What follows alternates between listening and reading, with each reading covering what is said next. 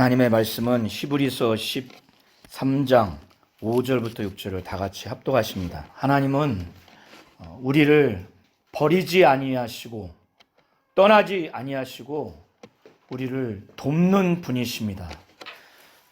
그래서 예수께서도 이 땅에 계실 때 자기의 사랑하는 제자들을 사랑하시되 끝까지 사랑하신다고 말씀하셨고, 성령도 우리 안에 거하셔서 영원토록 우리 안에 거하시는 분이라고 예수께서 말씀하셨습니다.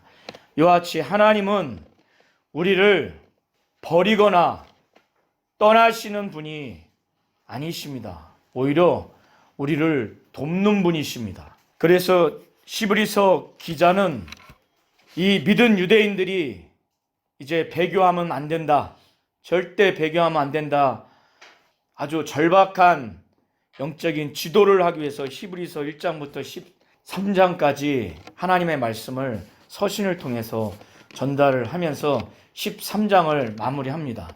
이들에게 하나님이 너희들을 버리지 않을 것이다, 너희들을 떠나지 않을 것이다, 하나님이 오히려 너희들을 도우실 것이다. 그러니 두려워하지 말라. 사람들이 어떤 말을 하고 어떤 행동을 하든 두려워하지 말라. 이것이 하나님이 히브리서 기자를 통해서 믿은 유대인들에게, 배교하려고 하는 그 유대인들에게 주는 하나님의 말씀입니다. 신명기서 31장 6절로 8절을 한번 보도록 하겠습니다. 신명기 31장 6절로 8절과 여호수아서 1장 5절은 각각 하나님이 이스라엘 백성들에게 장차 가나안 땅에 들어가서 저 가나안 땅에 있는 족속들을 멸하고 땅을 차지하는 데 있어서 이 육안으로 볼 때는 너무나 차이가 나기 때문에, 군사력의 차이, 사람의 힘의 차이가 나기 때문에 도무지 담대함을 가질 수가 없는 상황입니다. 이길 수가 없는 상황입니다. 두렵고 떨릴 수밖에 없는 상황에 하나님이 이스라엘 백성들에게 하시는 말씀이고, 또 모세가 자기의 이스라엘 백성을 인도하는 그 영적 지도자의 그 직분을 여호수아에게 넘기면서 나는 이런저런 이유로 하나님이 가나안 땅에 못 들어간다고 했으니 네가 백성을 이끌어 들어갈 때 하나님께서 여호수아에게 강하고 담대하라고, 여호수아가 얼마나 모세를 보면서 축복된 직분이라 여기기도 했겠지만은 이스라엘 백성들이 모세에게 대하는 불신앙적인 태도를 보면서 나도 저렇게 당할 수 있겠구나, 그리고 굉장히 힘들겠구나, 영적으로는 축복일 수 있겠지만은 그는 이스라엘 백성들을 이끌어 가야 되고, 또 저 가나안의 장대한 저 족속들에 대한 그 두려움이 그에게도 있기 때문에 하나님이 각각 백성과 여호수아에게 말씀하는 겁니다. 한번 31장 6절로 8절을 제가 드린 말씀을 염두하면서 한번 읽도록 하겠습니다. 이 이스라엘 백성들과 모세를 이어서 이스라엘 백성을 이끌어갈 영적 지도자가 될 여호수아에게 있어서는 가나안 땅에 들어가는 그런 모든 상황들이 두려움이 될 수밖에 없는 상황입니다. 군사력의 차이도 엄청나고, 그들은 인간적으로 볼 때 우리보다 엄청나게 힘이 있고 장대한 민족이라 두려워할 수밖에 없는 그런 상황을 염두에 두고 하나님께서 모세를 통해서 하나님께서 여호수아에게 말씀하시는 그러한 말씀입니다. 매우 힘든, 두렵고 떨릴 수밖에 없는 상황에 내가 너와 함께 있고 내 앞서 행할 것이다, 너를 버리지 않고 떠나지 않을 것이다.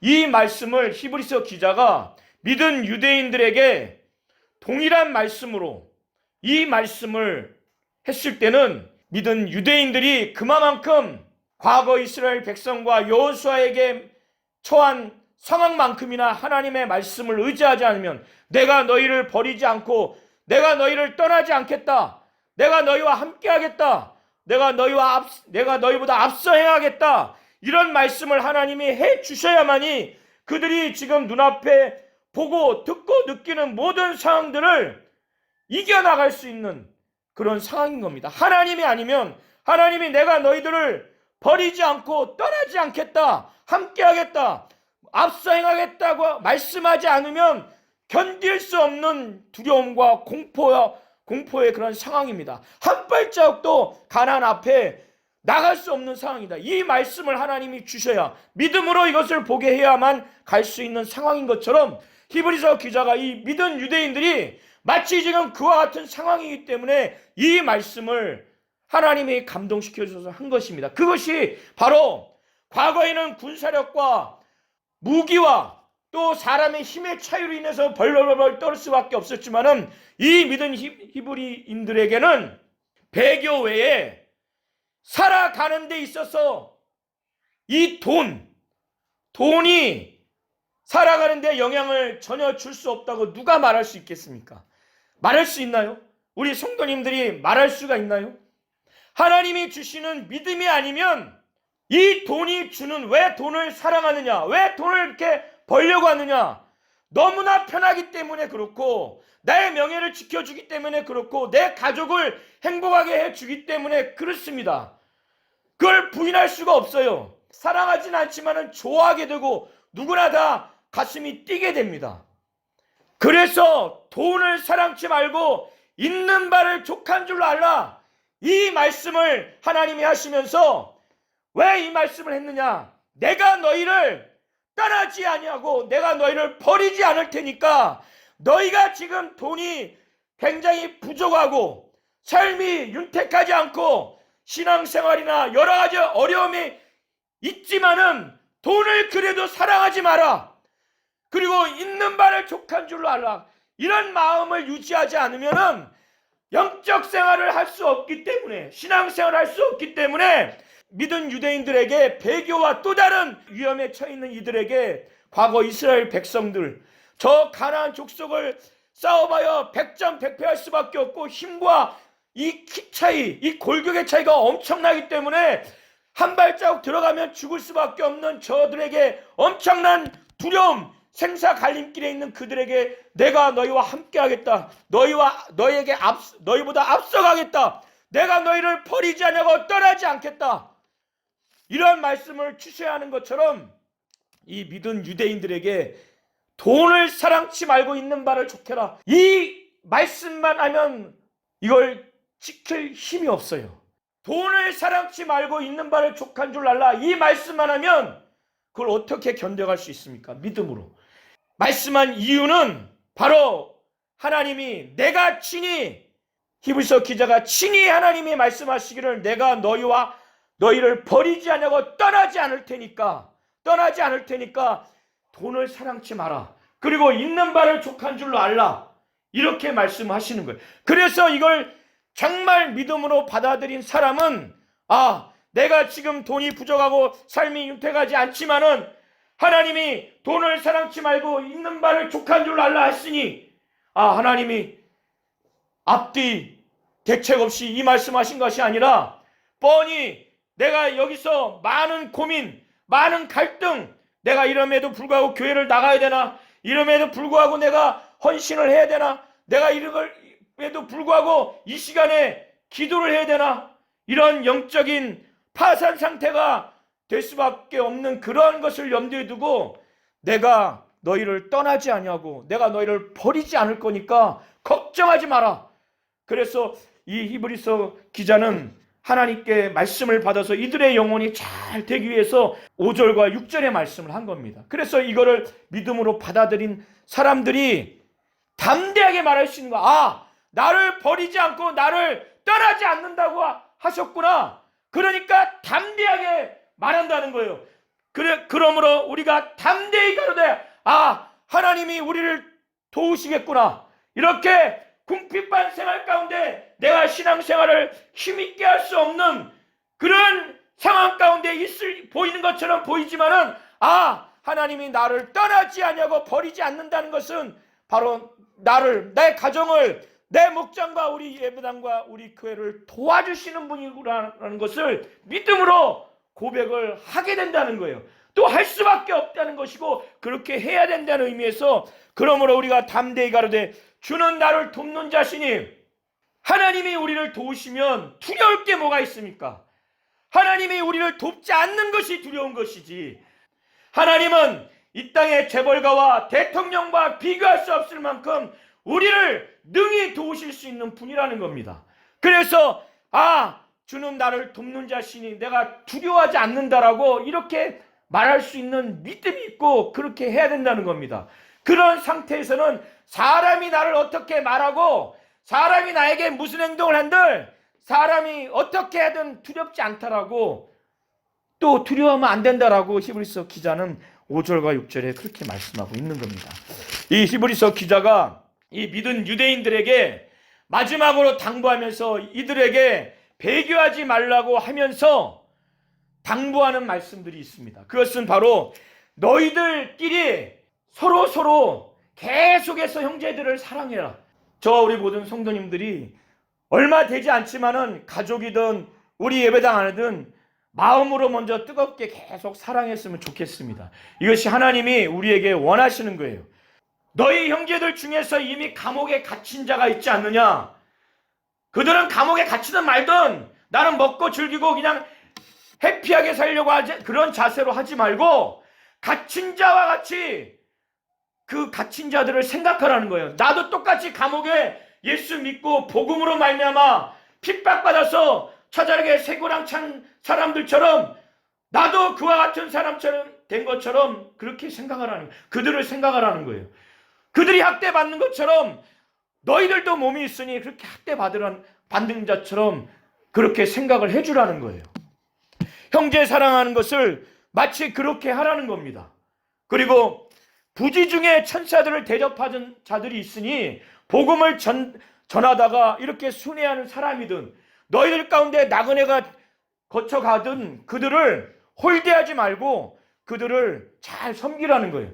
그래서 아브라함도 또 구약에 있는 여러 믿음의 사람들이 천사를 섬기는 예가 있기 때문에 부지 중에 천사를 섬기는 경우가 있다고 그렇게 얘기를 합니다. 그리고 이 사람들 사회 가운데, 가정 가운데 하나님이 심판해야 될 위험이 있다는 거예요. 그것이 바로 4절을 한번 같이 한번 합독하시겠습니다. 하나님이 음행하는 자들과 간음하는 자들은 심판하신다는 거예요.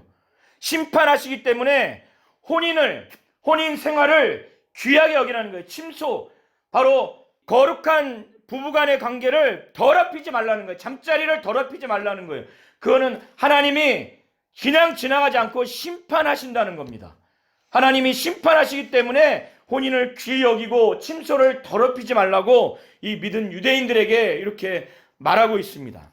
그러면서 7절부터 19절까지 내용을 쭉 보시면은 지금 믿은 유대인들이 다시금 너희들을 인도하고 너희들에게 하나님의 말씀을 전하는 자들을 다시 생각을 해라.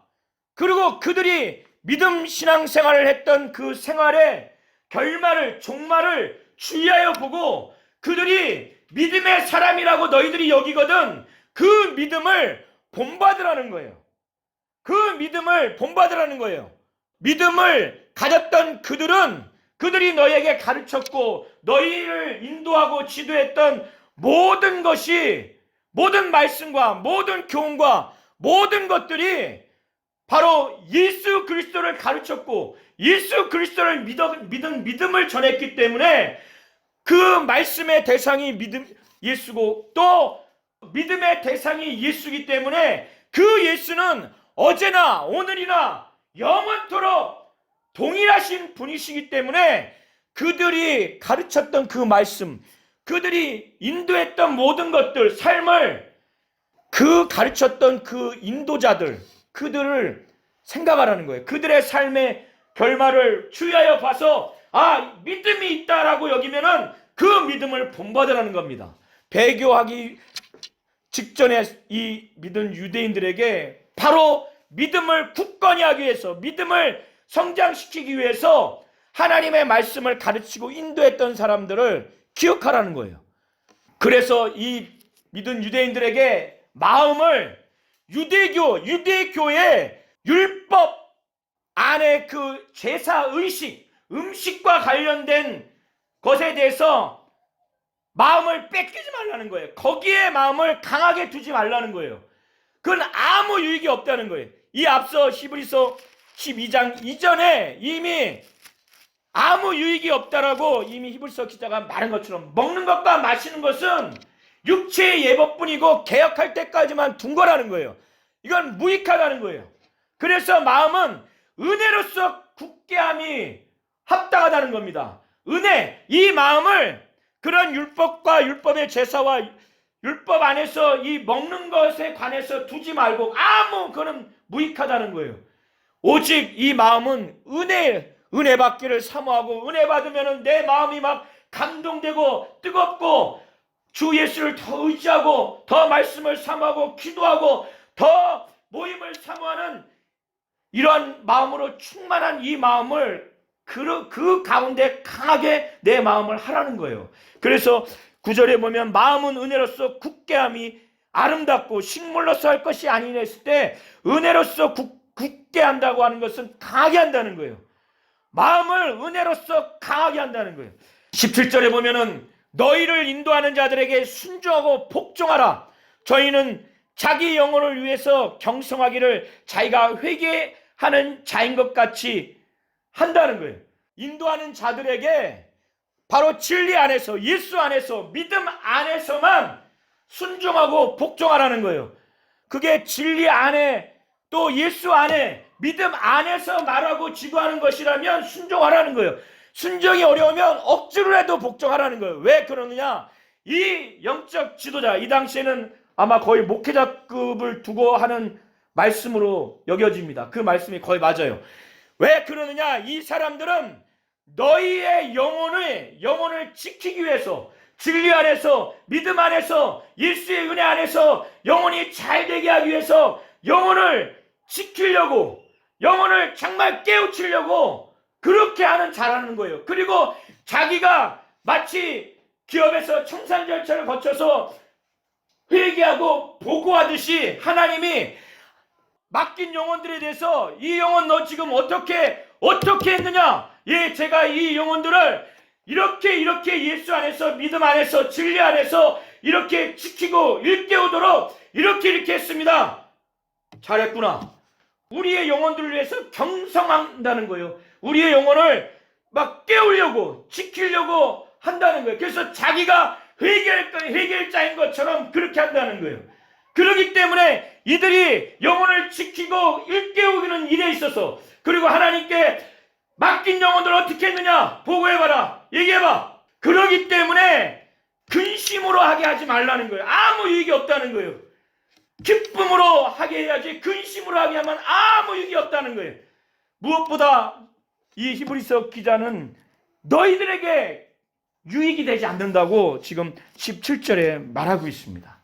10절로 16절을 보시면은 하나님께 드려야 할 제사는 율법에 있는 짐승을 죽여서 피 흘리는 구약 옛 언약의 제사 제도가 아니라 하나님이 기뻐하시는 제사는 이 예수 그리스도로 말미암아 항상 예수의 이름을 부르며 예수의 이름을 영광스럽게 하고 예수의 이름에 영광 돌리고 능력에 영광 돌리는 예수 이름의 입술의 열매를 드리는 이 찬성, 예수님과 예수님의 그 이름을 높이는 그 찬양의 그 제사, 이거를 하나님이 원하신다는 거예요. 그리고 그것뿐만 아니라 거기에만 멈춰서는 안 되고 이렇게 은혜 받은 자가 지금 내 곁에 있는 가족과 또 형제 자매들과 예배당 안에 있는 성도들을 향해서 선행하고 나눠주는 이 제사를 하나님이 기뻐하신다는 거예요. 이거는 당연한 거예요. 하나님이 원하시는 제사가 바로 그런 거라는 겁니다. 15절로 16절을 같이 한번 합독하시겠습니다. 하나님이 이러한 제사, 곧 신약으로 말하면 이러한 예배를 너무 좋아하신다는 겁니다. 그래서 바울 일행을 향해서 주의 영적 지도자를 향해서 그 헌금했을 때 이는 하나님이 받으시는 제물이라고, 하나님이 기뻐하시는 제물이라고 말씀하신 것처럼 우리가 예수로 말미암는 예수의 이름에 그 영광 돌리는 입술의 그 열매, 입술로 예수의 이름과 예수의 이름의 능력과 예수를 부르는 찬미의 제사뿐만 아니라 우리 형제자매들 전행과 나눠주는 이 제사를 하나님이, 그 예배를 하나님이 온전히 받으신다는 겁니다. 그래서 히브리서 기자는 믿은 유대인들에게 너희들을 통해서 하나님의 뜻이 온전히 이루어지기를 원한다. 그러기 위해서 모든 선한 일에 너희를 온전케 하시기를 원한다. 그리고 예수로 말미암아 정말 하나님이 기뻐하시는 것을 너희를 통해서 이루어지기를 원한다라고 그렇게 21절에 말하고 있습니다. 저와 우리 모든 성도님들이 하나님이 우리를 버리지 않고 우리를 떠나지 않으신다는 것을 분명히 믿고 의지하셔서 지금 이 경제적으로 어렵고 하는 상황에서 어렵겠지만은 돈을 사랑치 말고 있는 바를 족한 줄로 알라고 하는 것은 여기서 이 상태에 머물라는 것이 아니라 하나님이 나를 도우시고 나를 버리지 아니하시고 떠나지 아니하신다는 이 믿음이 흔들리지 않기 위해서 만족하라는 거예요. 사랑치 말라는 거예요. 어떻게 돈을 효력을 느끼지 않는 사람이 어디 있습니까? 하나님은 분명히 우리를 버리지 않고 떠나지 않습니다. 우리를 돕는 분입니다. 그렇기 때문에 우리가 두려워할 필요가 없고 사람이 무슨 말을 하고 무슨 행동을 하든 우리에게 두려움이 될 이유가 없고 두려워할 필요가 없다는 겁니다. 우리의 믿음이 다 굳건하려면 우리에게 하나님의 말씀을 이루던 자를 기억하고 그들의 삶의 행실의 종말을 주의해 봐서 그것이 믿음 안에 있고 진리 안에 있고 예수 안에 있다면은 믿음을 본받고 우리를 인도하는 자들에게 순종하고 복종해서 우리의 영혼을 지키기 위해서 우리의 영혼을 일깨우기 위해서 하는 교육자들이 그렇게 하지 않습니까? 이분들은 벗어날 수가 없어요. 나중에는 하나님 앞에 직고할 수밖에 없습니다. 보고할 수밖에 없어요. 인도하는 자들에게 순종하고 복종하라는 거예요. 기쁨으로 할 수만 있다면 그래야 믿음이 성장한다는 겁니다.